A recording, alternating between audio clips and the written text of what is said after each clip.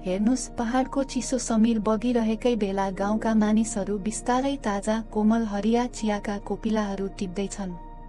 ठीक त्यही बेला जब ती कोपिलामा सबैभन्दा धेरै सुगन्ध र स्वाद हुन्छ, हल्का घाममा सुकेपछि ती पातहरूलाई अलिकति मात्र कुल्चिन्छन् अनि ढुङ्गाको खलमा राखेर बिस्तारै पिसिन्छ।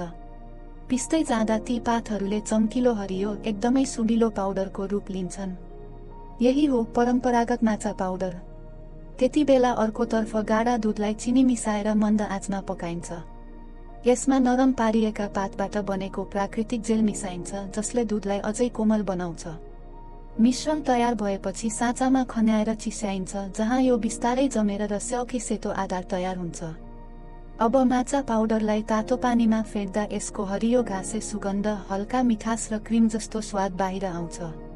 यही माछा यस चिस्याइएको दुधको साँचामाथि खन्याएर खान पनि सकिन्छ वा चिसो पेयका रूपमा पनि पिउन सकिन्छ। जुन तरिकाले खाए पनि यो गर्मीमा एकदमै उपयुक्त, ताजा र चिसो महसुस गराउने उत्तम मेल हो।